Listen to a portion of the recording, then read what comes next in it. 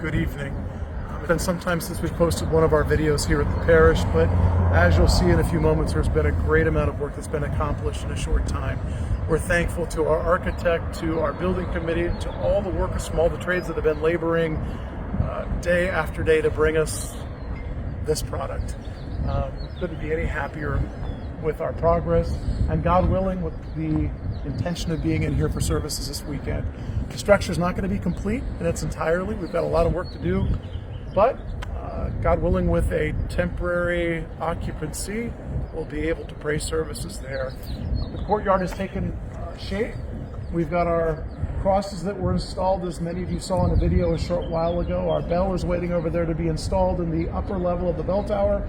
Once the concrete is a bit harder, we've got the last section of concrete that will be poured in the next few days. The courtyard will be used for the first time on Palm Sunday. The trees were put here out of respect for our families to the Middle East and a tradition of having a procession around the structure on Palm Sunday. Since we're not able to process around the structure, instead we'll be doing the service out here in the courtyard. We'll enter the structure. These are not our final doors. Our doors are still somewhere in the Mediterranean, as is much of our woodwork that's been ordered. But we thank George Economidis and his workers and their families for their love and prayers and diligence in preparing our woodwork. Our narthex looks a lot different than it did last time we took the video.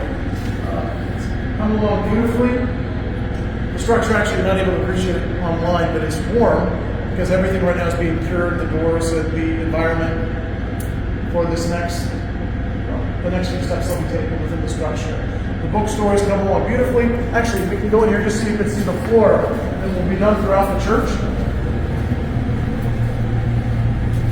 We'll have this large tile that will be running throughout the structure. It'll probably take us several months to get it in because of the amount of effort to put it in, and also working around our service schedule at the parish. So temporarily we'll have chairs coming in and out so that we can use the space, but then turning it back to the workers by day.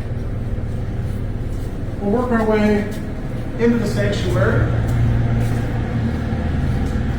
And I'd like to think that the structure is everything that our founders would have desired starting back in 1998, when the parish was first formed with Father Cosmas Halakaiki serving as the first priest. And thanks be to God, it is a beautiful, beautiful structure.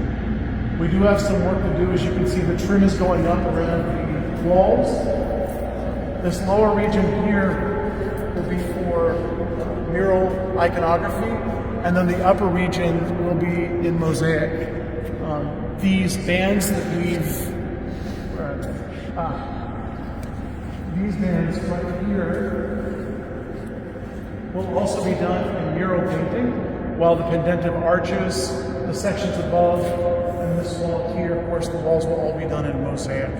The baptistry, we've made good progress. It's not going to be ready for our baptisms and chrismations on the Saturday of Lazarus. I think we've got about 8 of them this weekend. We're excited with the class of catechumens that are prepared to be received into the church. But our font is almost ready. It's worth noting that the windows are in. When the stained glass are donated, they'll just be placed inside. We don't remove these windows, but they're placed inside, which just keeps the building tight or sealed. But we'll be able to enjoy the beautiful stained glass that are prepared for us. As an aside, if you go to our website, you'll see a new video that was posted on Mellini Studios in Florence. They were just highlighted in EWTN.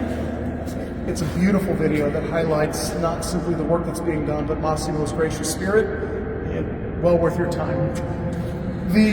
Without the woodwork, as I mentioned right now, we'll just have the altar table there in the center, a temporary altar table. And the space will be open with our icons that we currently have in our current chapel here, placed on stands. It'll be open, and we'll just work this way as long as we need to until our woodwork is prepared. We're going to pause the camera for a moment. We're going to work our way outside and show you a little bit of the landscape. But before we do, maybe Father Seraphim can just pan up for a second so you can see the dome. Turned out beautiful. And what you're also missing here is the acoustics in here are phenomenal.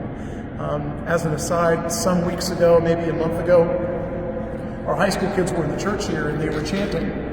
And God bless them for knowing some of the hymnography first, but their voices sound so beautiful here in the church. So we're really looking forward to Holy Week so that all of us can pray the services a little bit more fervor. And for some of our faithful here that have been chrismated or baptized, this will be the first time they've really ever been in an Orthodox church if they haven't been through the sister parishes. Kind of a big deal for us, and again, thanks be to God. Okay, we'll pause and work our way outside.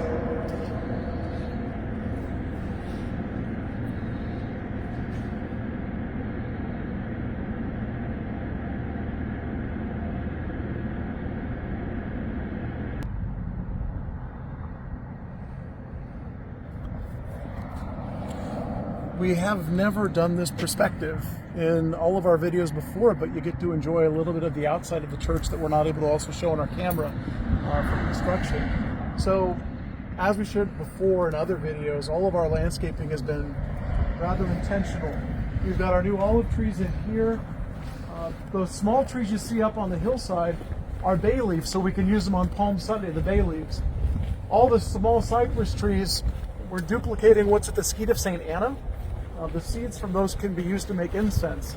So we thought, out of respect for the skeet, it would be wise to have some of that on our site.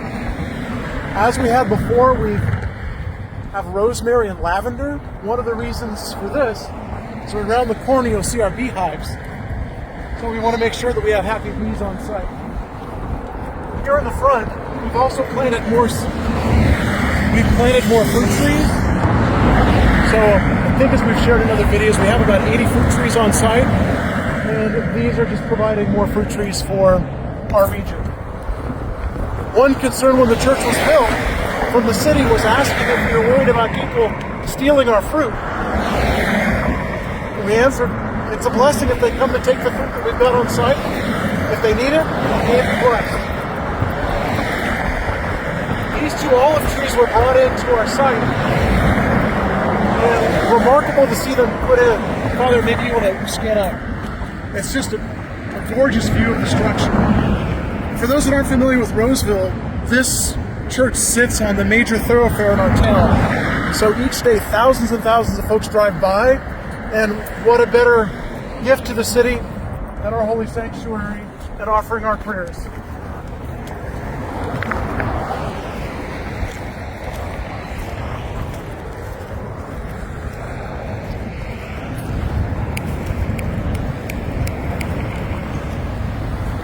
As you come up,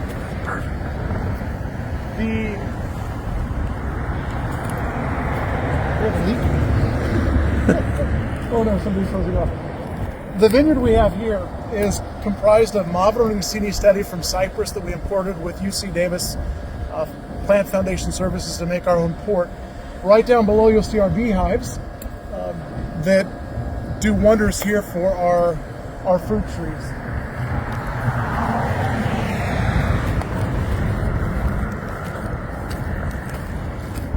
Those of you that have been friends of our community for some time will remember this cross that we used during COVID within the church so that we could light candles for the faithful that weren't able to be with us in service. As we work our way up,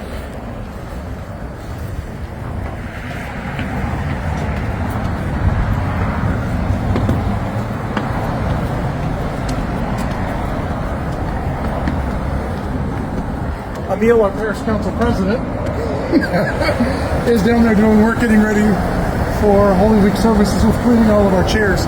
Emil's also responsible for taking care of all the bees with one of our other parishioners, Dr. Peter Noble. Now, as around the corner here, it's just an extremely peaceful and beautiful sight. More citrus trees here.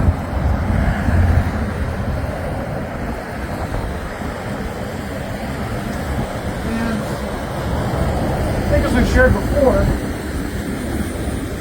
these rocks here were gifted to us from the Skeet of St. Anna by Father Cherubim from the Theophilean Brotherhood. Right above here we have a plaque that's been received that'll be installed shortly that identifies the fathers as much of our benefactors, as much of our being benefactors to us, for the relics of Saints Joachim and Anna. It's a blessing that when the church isn't open, when the relics are kept on the other side, folks can come and with our touch or venerate the rocks here, knowing that the relics of Saints Joachim and Anna and all the other saints we have here at the parish on the other side of this wall too. Finally, just share the beauty of the site. This is what we get to see on a daily basis here at the church. And we're thankful for those that come over from our neighborhood, come and enjoy a little bit of the beauty that is ours. Thank you for your love and your prayers and your support of our building program. It's been truly a gift to all of us here. Sorry, we've got our air conditioning units over here. But please keep us in your prayers. It's an exciting time for our community within the next week. And then, of course, as Orthodox Christians going into the great and holy week of the church. To those that are celebrating within the Western Church this upcoming week, may God bless and keep you in his care. And to the good Orthodox faithful, good strength and every gift this last week of great and holy Lent, and a beautiful holy week and a blessed resurrection. Thank you for your prayers and your love. And God willing, you'll see some videos of services shortly inside the church. Thank you.